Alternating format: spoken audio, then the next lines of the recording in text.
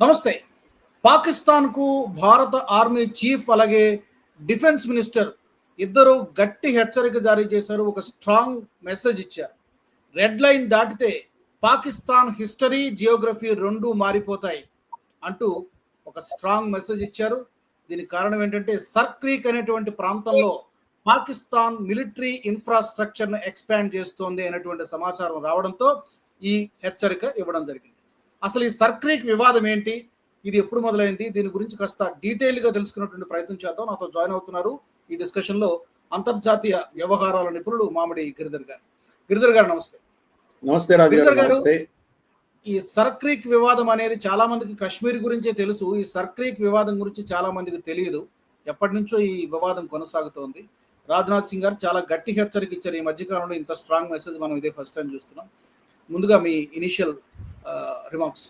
అంటే మనకు భారత పాకిస్తాన్ పార్టిషన్ జరిగిన తర్వాత మనకు రాజస్థాన్ కావచ్చు, పంజాబ్ కావచ్చు, అలాగే 95% మనకు గుజరాత్ కావచ్చు, ఈ ప్రాంతాలంతా కూడాను మనకి ఇంటర్నేషనల్ బార్డర్ డిమార్కేషన్ అయిపోయింది.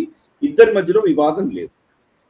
ఏ ప్రాంతం ఎక్కడ ఏ పాయింట్ నుంచి పాకిస్తాన్ స్టార్ట్ అవుతుంది, ఎక్కడి నుంచి భారతదేశం స్టార్ట్ అవుతుంది, ఈ రెండు దేశాలు ఒప్పేసుకున్నాయి. ఇంటర్నేషనల్ బార్డర్ మనకు ఇద్దరికి కూడా డిస్ప్యూట్ లేనటువంటిది, వివాదం లేనటువంటిది. కానీ జమ్మూ కాశ్మీర్ స్టేట్ ని మొత్తాన్ని వాళ్ళు తిరస్కరించారు, అది మనకు తెలిసిన విషయం. కానీ దాంట్లో కూడా ఏం చేశారంటే, మనకు వాళ్ళు కబ్జా చేసుకున్న తర్వాత ఏది మనం ఇంటర్నేషనల్ బార్డర్ అంటున్నామో, అంటే మనకు పఠాన్ కోట్ నుంచి తీసుకొని కొంత మనకు జమ్మూ ప్రాంతంలో కొంత ఒక 100 కిలోమీటర్ల దాకా ఇంటర్నేషనల్ బార్డర్ మనం పిలుస్తున్నాం. దానిని పాకిస్తాన్ వర్కింగ్ బార్డర్ అని పిలుస్తారు.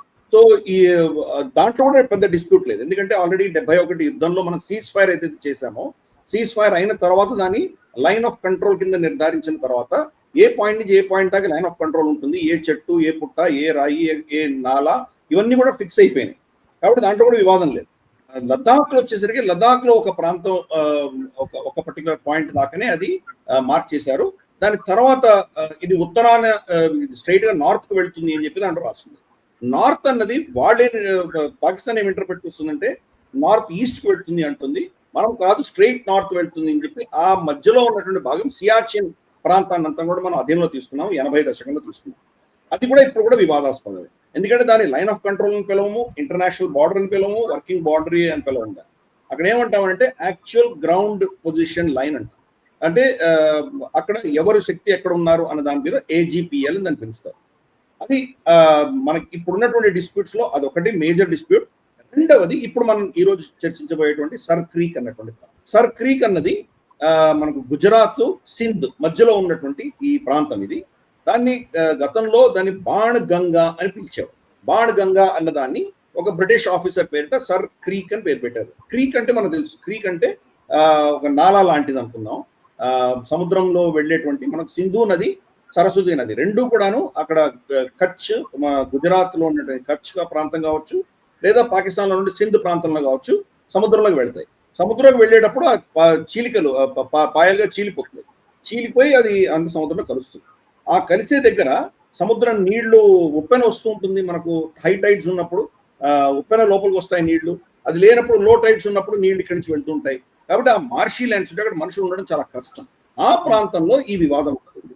సో మనం గూగుల్ ఎర్త్ ఆధారంగా దీన్ని అర్థం చేసుకునేటువంటి ప్రయత్నం చేద్దాం. ఎందుకంటే మనం మాట్లాడితే దానికి ఉన్నటువంటి విలువ కంటే మ్యాప్ చూస్తే మనం అర్థం చేసుకోవడం చాలా సునాయాసం. కాబట్టి గూగుల్ ఎర్త్ మనం ఫస్ట్ చూద్దాం, దాని ఆధారంగా మనం చర్చిద్దాం.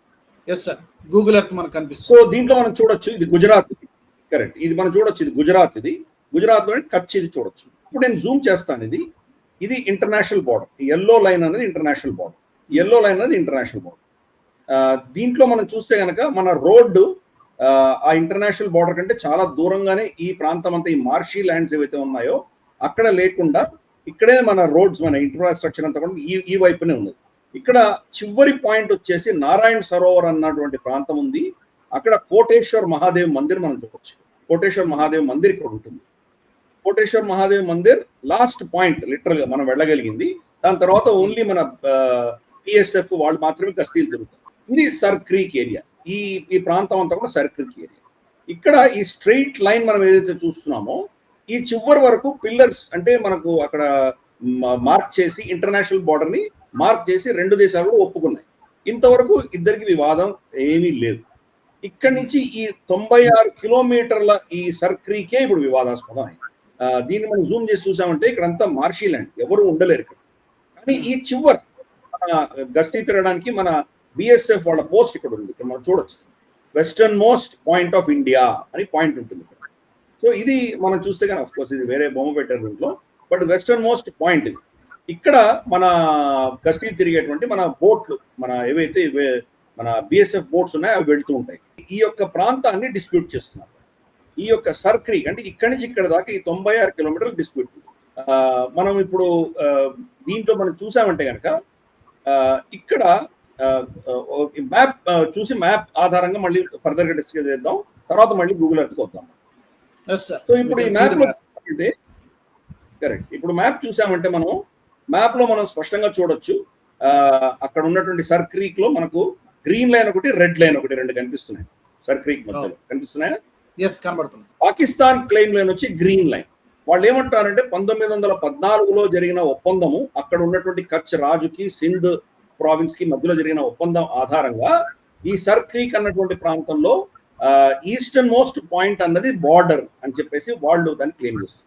మనం ఏమంటున్నామంటే నీళ్లు ఎక్కడ ఉన్నా కానీ కూడా నీటి మధ్యలోనే ఉంటుంది బార్డర్, ఎప్పుడు కూడాను ఈ సైడ్ కి ఉండదు అని మనం చెప్తాం. నదులు కానీ వాగులు కానీ ఏమున్నా కానీ మధ్యలోనే ఉంటుంది.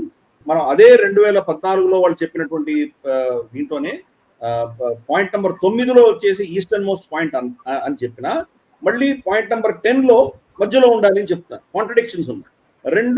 రెండవది మనం ఇంటర్నేషనల్ చట్టాల ప్రకారం కూడా మనకు డీపెస్ట్ పాయింట్ ఈ నదులు కానీ వాగులు కానీ ఇటువంటి ఏమైనా నీటి ప్రవాహం ఉంటే కనుక వాటిలో ఉన్నటువంటి డీపెస్ట్ పాయింట్ ఏదైతే ఉంటుందో అన్నిటికంటే లోతైనటువంటి పాయింట్ అది మీ సరిహద్దు అవ్వాలి అని చెప్పేసి ఇంటర్నేషనల్ నామ్ కూడా చెప్తాం. United Nations Convention on Law of Seas అని చెప్పేసి అన్క్లాస్ అని అది చెప్తుంది. కాబట్టి ఆ బార్డర్ ఆధారంగా కూడా ఇదే మధ్యలోనే ఉండాలి అని మనం అంటున్నాం. వాళ్ళు ఏమంటారు కాదు ఇక్కడ దాకా ఉండాలి అంటారు. దాంతో ఏమవుతుందంటే కనుక ఈ రోజు మన సరిహద్దులో ఎక్కడైతే మనం గస్తీ తిరుగుతున్నాం, ఇందాక మీకు వెస్టర్న్ మోస్ట్ పాయింట్ అని చూపించానో అదంతా మాది అని వాళ్ళు క్లెయిమ్ చేస్తుంది పాకిస్తాన్. దానితోటి ఇబ్బంది ఏంటంటే అది వాడికి అధీనంలో వస్తే కనుక మనం ఇందాక చూసాం, మనకు కోటేశ్వర్ మహాదేవ్ మందిర్ దాకా మధ్యలో మనం ఎవరు లేరు, అదంతా వాడి అధీనంలోకి వెళ్ళిపోతుంది. వాళ్ళ అధీనంలోకి వెళ్ళిపోతే కనుక గతంలో మనకు తెలుసు, మనకు ముంబై మీద దాడులు ఎలా జరిగినాయో ఆ దాడులు ఈ ప్రాంతం నుంచే వాళ్ళు బోట్లు వేసుకొని వచ్చారు. ప్రమాదం అంటే సర్క్రీక్ కాదు, దాని పక్కన క్రీక్స్ నుంచి వచ్చారు. కాబట్టి ఇక్కడ నుంచి చొరబాటుదారులు, డ్రగ్ పెడ్లర్స్ కావచ్చు, టెర్రరిస్టులు కావచ్చు, లేదా మనకు అక్కడ ఉద్యోగాల అవకాశాలు లేవు కాబట్టి తినడానికి తిండి మెతుకులు లేవు కాబట్టి వాళ్ళు మన దేశంలో ఇన్ఫిల్టర్ అయ్యి వచ్చేటువంటి ప్రమాదం ఉంది. కాబట్టి అటువంటి పరిస్థితి నుంచి మనం రక్షించుకోవాలంటే కనుక ఇక్కడ మన గస్తీ ఉండాలి. మన మన మన అధికారం ఏదో మనం దాన్ని చలామణి చేసుకోవాలి. ఒక్కసారి మళ్ళీ మనం గూగుల్ ఎర్త్కి వెళ్దాం. ఇప్పుడు మళ్ళీ గూగుల్ ఎర్త్కి వెళ్ళామంటే నేను ఇక్కడ 2 గీతలు గీశాను, మీకు కనిపిస్తున్నాయి, అవి కనబడుతున్నాయి. సో ఇక్కడ ఏంటంటే కనుక పాకిస్తాన్ క్లెయిమ్ ప్రకారము ఈ ఒడ్డు ఏదైతే ఉందో ఈ ఒడ్డు కనుక అంతవరకు వాళ్ళ బార్డర్ ఉంటే కనుక ఈ లైన్ వాళ్ళ క్లెయిమ్ అయిపోతుంది. ఈ లైన్ వాళ్ళ ఇంటర్నేషనల్ సముద్రంలో వాళ్ళ ఇంటర్నేషనల్ గా ఈ ప్రాంతం అంతా కూడా వాళ్లకు డెడ్ లైన్ ఇక్కడ దాకా వస్తుంది, అంటే వాళ్ళ ఇంటర్నేషనల్ బార్డర్ ఇక్కడ దాకా వస్తుంది. కానీ మనం ఈ రోజు సెంటర్ లో ఉన్నాం కాబట్టి మన లైన్ ప్రకారం చూసామంటే కనుక ఇక్కడ మనం ఇది క్లెయిమ్ చేస్తాం. ఈ మధ్య ప్రాంతం అనేది డిస్ప్యూటెడ్ గా ఉంది. మన బేస్తవాళ్ళు ఇక్కడ నుంచి మనకు కచ్ ప్రాంతం నుంచి చేపల కోసం వెళ్తే కనుక ఈ ప్రాంతంలో పాకిస్తాన్ వాళ్ళని అరెస్ట్ చేస్తారు. క్రమేపీ ప్రతిసారి వెళ్ళినప్పుడు అరెస్ట్ చేయడము, వాళ్ళ బోట్లన్నీ కబ్జా చేసుకోవడము, తర్వాత ఎన్నో సంవత్సరాల తర్వాత మనకు వాగా బార్డర్గా వాళ్ళని వాగా బార్డర్ ద్వారా వాళ్ళని వరకు పంపిస్తారు. మనం అదే చేస్తాం. వాళ్ళ బెస్తవాళ్ళు వస్తే కానీ వాళ్ళని ఇక్కడ మనం అరెస్ట్ చేసి వాళ్ళని ఇక్కడ పెట్టి మనం వాగా బార్డర్లు ఇస్తాం. సో ఇద్దరు బోట్స్ సీజ్ అవుతున్నాం. ఈ మధ్య ప్రాంతంలో డిస్ప్యూట్ అయ్యింది, ఎందుకంటే ఇది సెటిల్ అవ్వలేదు కాబట్టి. ఇక్కడ కీలకంగా ఏంటంటే ఇక్కడ చాలా వనరులు ఉన్నాయి అని మనం చెప్తున్నాం. ఎస్పెషలీ మనకు చేపలు, రెండు మనకు ఆయిల్, అక్కడ చాలా ఆయిల్ రిజర్వ్స్ ఉన్నాయని చాలా మంది చెప్తున్నారు. ఈ రోజు మనం డొనాల్డ్ ట్రంప్ తర్వాత మనకు పాకిస్తాన్ మధ్యలో జరుగుతున్నటువంటి చర్చలు ఏవైతే ఉన్నాయో ఆ చర్చల ఆధారంగా మనం చూసామంటే కనుక అక్కడ ఉన్నటువంటి గ్యాస్, అక్కడ ఉన్నటువంటి ఆయిల్ నిలువలన్నీ కూడా మేము వెళ్ళి వాటిని అన్నింటినీ ఎక్స్ప్లాయిట్ చేయబోతున్నాము. రాను ఈవెన్ భారతదేశం కూడా పాకిస్తాన్ నుంచి కొనుక్కుంటుందని డొనాల్డ్ ట్రంప్ చేసిన ప్రగల్భాన్ని మనం చూసాం మనం ఆల్రెడీ. కాబట్టి ఈ ప్రాంతం అంతా కూడా పాకిస్తాన్ క్లెయిమ్ చేసిందంటే కనుక అమెరికా కంపెనీలు ఇక్కడ వచ్చేటువంటి ప్రమాదం ఉంది. సో అందుకని మనం మన దీన్ని చాలా క్లియర్గా చెప్పాము, ఇక్కడ ఎటువంటి మేము యాక్సెప్ట్ చేయమని చెప్తున్నాం. ఇప్పుడు పాకిస్తాన్ ఏం చేస్తుందంటే చైనా యొక్క ప్రోద్బలంతో రమారమి ఈ ప్రాంతంలో ఇక్కడ రమారమి ఈ ప్రాంతంలో అంతా కూడా ఈ దీవి ప్రాంతం ఇక్కడంతా కూడాను చైనీస్ ఇన్ఫ్రాస్ట్రక్చర్ కట్టారు. చైనీస్ ఇన్ఫ్రాస్ట్రక్చర్ ఉంది, చైనీస్ ఫండింగ్ తోటి చైనా బండ్స్ అని ఇక్కడ కట్టుకున్నారు. సో దాంతో ఏమైందంటే వాళ్ళ ఇన్ఫ్రాస్ట్రక్చర్ పెంచుకున్నారు, గస్తీలు పెంచారు, బోట్లు 4-5 బోట్స్ స్పెషల్గా దీనికోసం పెట్టారు. కొన్ని స్పెషలైజ్డ్ ఎయిర్ క్రాఫ్ట్స్ వాళ్ళు గ్వాదర్ నుంచి తర్వాత మనకు కరాచీ నుంచి టేక్ ఆఫ్ అయ్యి దీన్ని హ్యాండిల్ చేయగలిగినటువంటి కొన్ని పెట్టుకున్నారు. ఇలా చాలా పెట్టుకున్నారు. 1968లో ఒక డిస్ప్యూట్ రెజల్యూషన్ ప్రకారం దీని మీద ఒక ఆర్బిట్రేషన్ కమిటీ ఇచ్చిన తీర్పు కూడా రమారమి దాని 2 దేశాలు కూడా ఇలాగే ఇంటర్ప్రిట్ చేసుకుంటున్నాయి. ఆర్బిట్రేషన్ కూడా రమారమి భారతదేశం చెప్పినటువంటి దాన్ని వాళ్ళు తిరస్కరించలేదు, బట్ పాకిస్తాన్ కూడా దాన్నే ఇంటర్ప్రిట్ చేసుకుని వాళ్ళు ఇది కూడా మాది అంటున్నారు. సో ఈ కన్ఫ్యూజన్ లో సడన్ గా ఇప్పుడు చూస్తే కనుక మనకు ఆపరేషన్ సింధూర్ తర్వాత ఈ కొత్త ఫ్రంట్ ఓపెన్ చేసే ప్రయత్నం పాకిస్తాన్ చేస్తుంది. ఈ ప్రాంతంలో వాళ్ళు మళ్ళీ ఇన్ఫ్రాస్ట్రక్చర్ పెంచడం, కొంత దుందుడుకు చర్యలు చేస్తున్నారు. అందుకనే రాజ్నాథ్ సింగ్ గారు విజయదశమి రోజు ఆయన అక్కడికి వెళ్ళి కచ్ లో ఉన్నటువంటి భుజ్ లో ఉన్నటువంటి మన ఆర్మీ స్టేషన్కి వెళ్ళి అక్కడ ఆయుధ పూజలు చేశారు. ఆయుధ పూజ చేస్తూ ఆయన ఇచ్చినటువంటి స్టేట్మెంట్ ఏంటంటే, సర్ క్రీక్ ప్రాంతంలో మీరు ఎటువంటి దుశ్చర్య చేసినా చరిత్ర ఉండదు మీకు అని చెప్పారు. అంత చాలా స్ట్రిక్ట్ వార్నింగ్ ఇచ్చారు. కాబట్టి దానికి సిద్ధంగా ఉన్నాం. మనకు 1990 దశకంలో ఒక మన ఎయిర్ క్రాఫ్ట్ కూడా షూట్ అవుట్ చేశారు. కార్గిల్ యుద్ధం అయిన 2-3 నెలలకే, ఒక నెలనే లిటరల్లీ ఒక నెల తర్వాతనే కార్గిల్ యుద్ధం అయింది. అది సమస్య పరిష్కారం అయిన తర్వాత మన ఒక MiG-21 వెళ్తుంటే దాన్ని షూట్ డౌన్ కూడా చేశారు పాకిస్తానీస్ ఈ ప్రాంతంలో. సో అందుకని ఉద్రిక్త పరిస్థితులు అక్కడ ఎప్పుడూ ఉంటాయి. మనం చాలా స్ట్రిక్ట్ గా గస్తీలు తిరుగుతుంటాం మనం. కానీ అక్కడ ఇందాక మనం చూసినట్టు ఆ మ్యాప్ చూసామంటే దాంట్లో ఎంత మార్షీ ల్యాండ్ ఉందో మనం చూస్తున్నాం. లో టైడ్ ఉంటే కనుక బోట్లు కూడా వెళ్ళవు, చాలా కష్టం వెళ్ళడం. మనుషులు నడిచి వెళ్ళలేరు, ఆ బురదలో వెళ్ళలేరు. వరదలు వచ్చినప్పుడేమో మనం ఎక్కడైతే మనం గస్తీ పెట్టుకోవడానికి ఆ బార్డర్ మనకు భూమి ఉందో ఆ ప్రాంతం అంతా కూడా వరదలతో నిండిపోయి ఉంటుంది. అంటే మనకు ప్రతి 15 రోజులకి టైడ్ వస్తుంది కదా, మనకు పౌర్ణమికి అమావాస్యకి రెండింటి కూడా సముద్రం పెరుగుతుంది కదా, ఆ ఉప్పెన్లాగా వస్తుంది. అది వచ్చినప్పుడు ఈ ఇబ్బందులు వస్తాయి. సో అందుకని ఈ ప్రాంతం అంతా కూడాను గస్తీ తిరగడంలో చాలా కష్టం. పైపెచ్చి దీంట్లో కొన్ని నాలాలు ఉన్నాయి, హరామీ నాలా అని చెప్పేసి ఇటువంటి 2-3 నాలాలు ఉన్నాయి. అవి ఏంటంటే మన సరిహద్దులో నుంచి పాకిస్తాన్కి వెళ్తాయి, పాకిస్తాన్ నుంచి మళ్ళీ మన సరిహద్దులోకి వస్తాయి, మన సరిహద్దు నుంచి పాకిస్తాన్కి వెళ్తాయి, ఇలా తిరుగుతూ ఉంటాయి. సో వాటిని పట్టుకోవడం వల్ల చాలా కష్టం మనకు నిజంగా చూస్తాం. అందుకే వాటిని పెట్రోలింగ్ చేసి అక్కడ వాళ్ళని ఆపనేది చాలా కష్టం. సో అది మనకు చాలా పెద్ద ఇబ్బందికరమైనటువంటి విషయం. పాకిస్తాన్ దాని అడ్వాంటేజ్ తీసుకోవాలని చెప్పి కొత్త ఫ్రంట్ ఓపెన్ చేసేటువంటి ప్రయత్నం పాకిస్తాన్ చేస్తోంది. పాకిస్తాన్ వెనకాల ఏ శక్తులు ఉన్నాయో, ఏ హస్తం ఉందో, ఎవరి హస్తం ఉందో మనం అర్థం చేసుకోవచ్చు. తప్పకుండా ఇది ఈరోజు అమెరికా యొక్క ప్రోద్బలంతో, అమెరికా ఇస్తున్నటువంటి సపోర్ట్ తోటే వాళ్ళు ఈరోజు ఇటువంటి చర్యలు చేయగలుగుతున్నారు. లేకపోతే వాళ్ళకంత ధైర్యం ఎక్కడ ఉంది మన మీద ఎదుర్కోవడానికి. ఎందుకంటే ఈ ప్రాంతం అంతా కూడాను మీకు ఇస్తామని బహుశా డొనాల్డ్ ట్రంప్ ఏదో చెప్పినట్టున్నారు వీళ్ళు. అందుకని వాళ్ళు ఈరోజు ధైర్యంగా ఇది చేయగలుగుతున్నారు. రేపు ఈ వివాదం కనుక పెద్దగా అయ్యి ఏదైనా కొంచెం ఇబ్బందికరమైన పరిస్థితి వస్తే అమెరికా మన పక్షాన్ని నిలబడుతుందా, పాకిస్తాన్ పక్షాన్ని నిలబడుతుందా అనేది ఈరోజు పెద్ద ప్రశ్న. అందుకని ఇది చాలా కీలకం. ఇటీవల కాలంలో మనం చూసుకుంటే అమెరికా పాకిస్తాన్ వైపున నిలబడుతున్నట్టుగా కనిపిస్తుంది. ఈ మధ్య కాలంలో 2-3 సార్లు కలిశారు. అసీం మునీర్ని 3 సార్లు, షహబాజ్ షరీఫ్ని ఒకసారి కలిశారు. కాబట్టి పాకిస్తాన్కి ఫేవర్ గానే అమెరికా మాట్లాడుతుంది. ఇంకా అందులో ఏమైనా డైలమా ఉంటుందంటారా? అమెరికా నుంచి మనకి ఏమైనా సపోర్ట్ రావచ్చు అనేటువంటి ఒక హోప్ ఏమైనా ఉంటుందా? అమెరికా ఎవరికి మిత్రుడు కాదు, ఎవరికి శత్రువు కాదు. వాళ్ళ అవసరాలు బట్టి వాళ్ళు ప్రవర్తిస్తారు. అన్నిటికంటే దగ్గర మిత్రుడైనటువంటి యూకేని మొత్తం వాళ్ళు దివాళా తీసి వాళ్ళ ఆస్తి అంతా కొట్టేసింది రెండవ ప్రపంచ యుద్ధం తర్వాత అమెరికా. అలాగే జపాన్, కొరియా, వాళ్ళకి క్లోజెస్ట్ ఫ్రెండ్స్ ఎవరున్నారు? పక్కనే ఉన్నటువంటి కెనడా, మెక్సికోని వదలలేదు వాళ్ళు. ఈరోజు కెనడా వచ్చేసి మేము అమెరికా నుంచి డీకపుల్ అవుతామని చెప్పేసి మార్క్ కార్నీ ఆయన తంటలేదు అని పడుతున్నాడు. సో అందుకని వాళ్ళకి మిత్రులు లేరు, శత్రువులు లేరు. వాళ్ళ ఇంట్రెస్టే ఇంపార్టెంట్ అక్కడ. ఇక్కడ వాళ్ళ ఖనిజాలు వాళ్ళు ఇస్తున్నారు కాబట్టి ఆ ఖనిజాలను కాపాడుకోవడానికి వాళ్ళు ఏమైనా చేయొచ్చు. భారతదేశం మీద యుద్ధం చేసినా మనం ఆశీర్వాదం. గతంలో కూడా 1971 యుద్ధంలో కూడా వాళ్ళ నేవల్ ఫ్లీట్ ని పాకిస్తాన్ సమర్థనకు పంపించారు. సోవియట్ యూనియన్ కూడా వాళ్ళ ఫ్లీట్ పంపించేసరికి వాళ్ళు వెనక్కి తగ్గారు. లేకపోతే కనుక వాళ్ళు ఎంతగానే తెగిస్తారు. కాబట్టి వాళ్ళకి డెమోక్రసీతో సంబంధం లేదు, మిత్రత్వంతో సంబంధం లేదు, వాళ్ళ ఇంట్రెస్ట్లు కాపాడుకోవడానికి ఏమైనా చేస్తారు. కానీ గత 2-3 నెలలుగా వీళ్ళు కలిసింది, అసిమ్ మునీరు, షహబాజ్ షరీఫ్ కలిసింది ఒక భారతదేశానికి వ్యతిరేకంగా చేసేటువంటి చర్య కోసమే కలిశారని మనం అనుకోక్కర్లేదు.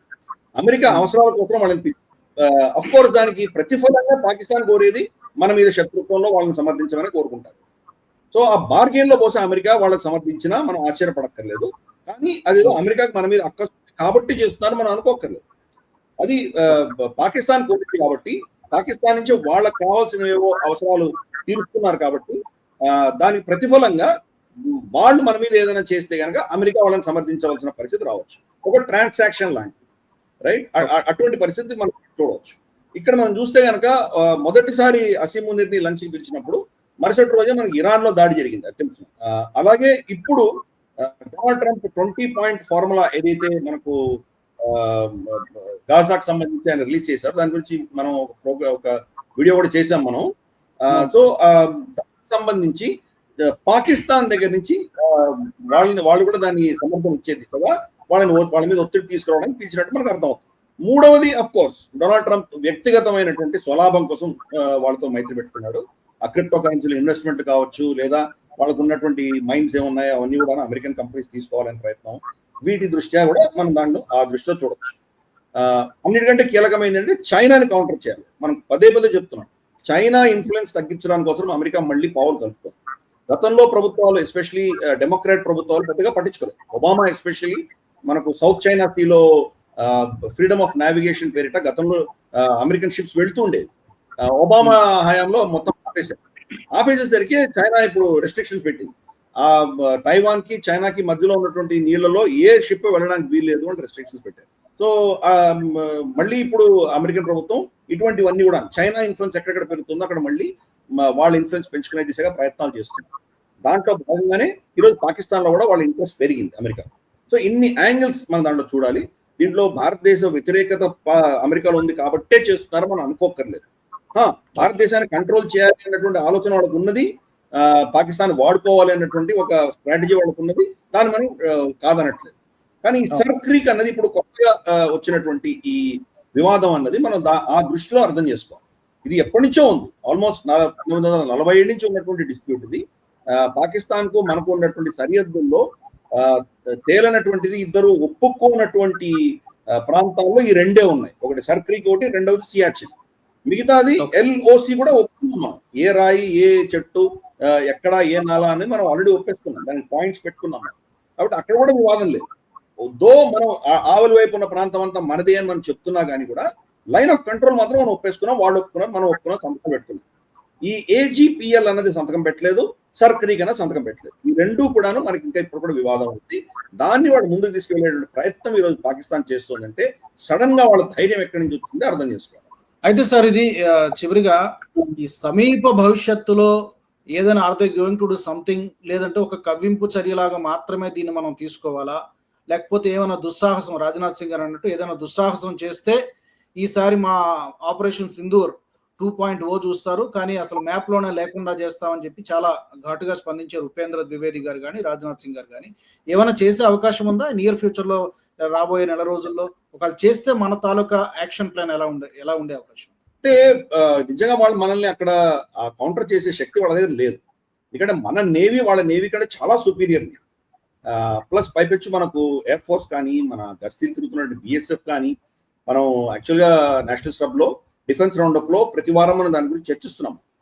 ఎటువంటి అస్త్రాలు మనం తీసుకొస్తున్నాం, యాంటీ డ్రోన్ టెక్నాలజీ కావచ్చు, మనకు కాన్సన్ట్రేటెడ్ ఎనర్జీ వెపన్స్, మన లేజర్ వెపన్స్ అంటాం, అటువంటివి కావచ్చు, లేదా మనకి ఇంటిగ్రేటెడ్ ఎయిర్ కమాండ్ సిస్టమ్ కావచ్చు, ఆకాష్ తీర్ లాంటివి, ఇటువంటివి ఎన్నో ఆవిష్కరణలు చేసుకుంటున్నాం మనం. సబ్మరీన్స్ వస్తున్నాయి మనకు, తర్వాత పెట్రోల్ బోట్స్, మనకు BSF కి వీళ్ళకి పెట్రోల్ బోట్స్ మన దేశంలో చాలా తయారు చేస్తున్నాం. కాబట్టి వాళ్ళ శక్తికి మన శక్తికి కంపారిజనే లేదు అసలు. వాళ్ళకంటే కనీసం అంటే 10 రెట్ల ఎక్కువ శక్తి ఉన్నటువంటి మన పరిస్థితి అక్కడంతా. కాబట్టి వాడు ఎటువంటి దుశ్చర్య చేసినా మనం దాన్ని కౌంటర్ చేయగలిగిన కెపాసిటీ మనకు ఉంది. కాకపోతే ఈరోజు దాన్ని బాహాటంగా మన రక్షా మంత్రి అలాగే మన ఆర్మీ చీఫ్ ఇద్దరు చెప్పడం, అది కూడా విజయదశమి రోజు చెప్పడం అన్నది చాలా స్ట్రాటజిక్ కమ్యూనికేషన్ అని భావించాలి. ఈ మెసేజ్ ఎవరికి వెళ్తోంది అంటే అమెరికాకి వెళ్తోంది. అమెరికా మీరు వీళ్ళని సపోర్ట్ చేసి వీళ్ళు ఏదైనా ఇటువంటి దుశ్చర్యలు ఇక్కడ చేసేటువంటి ప్రయత్నం చేస్తే దాన్ని మేము ప్రతిఘటించడానికి సిద్ధంగా ఉన్నాం, ఇప్పుడే వార్నింగ్ ఇస్తున్నాం. సో రేపటి రోజు వాళ్ళు చేసిన తర్వాత సరే ఇంకా ఇప్పుడు అయిపోయింది, మీరు యుద్ధాలు ఆపుకోండి, ఇటువంటి లెక్చర్లు మాకు ఇవ్వకండి. ఎస్పెషలీ మన ఆర్మీ చీఫ్ అయితే చాలా స్పష్టంగా చెప్పారు, మాకు రెస్ట్రిక్షన్సే ఉండవు, ఎటువంటి నిబంధనలు ఎటువంటి ఒత్తిళ్లు మా మీద ఉండవు, ఫుల్ స్కేల్ మేము చేయాల్సిన ఆపరేషన్స్ చేస్తాము, చాలా స్పష్టంగా చెప్పారు. రెస్ట్రిక్షన్ లేకుండా కొడతాం మిమ్మల్ని అని చెప్పారు. అలాగే రాజ్నాథ్ ఇన్ఫాక్ట్ ఆయన సైనికులకు ఇంకోటి కూడా చెప్పారు, త్వరలోనే మీకు అవకాశం రాబోతోంది అని కూడా చెప్పారు సైనికులు. ఫోటో కూడా చూసాం, ఆయన ఆయుధ పూజ చేస్తున్నటువంటి ఫోటోలు వీడియోలు చూసాను, అప్పుడు ఆయన ఇచ్చినటువంటి ఉద్బోధన. సో అటువంటి అవకాశం రాబోతోంది, వస్తే మాత్రం ఈసారి మనల్ని ఎవరు ఆపలేరు, మనం చేయాల్సిన చాలా పెద్ద దెబ్బ కొట్టబోతున్నాం అని చెప్పి చాలా స్పష్టంగా చెప్పారు. రాజ్నాథ్ సింగ్ గారు కూడా ఆపరేషన్ సింధూర్ అయిన తర్వాత ఐఎన్ఎస్ విక్రాంత్ మీదకి వెళ్ళి ఆయన చెప్పారు, ఈసారి నేవీకి మేము పర్మిషన్ ఇవ్వలేదు, నెక్స్ట్ టైం మీతోనే మొదలవుతుంది యుద్ధము, మీరు కనుక మీకు పర్మిషన్ ఇస్తే కనుక పాకిస్తాన్ అన్న దేశం ఉండదు అని చెప్పి స్పష్టంగా చెప్పారు.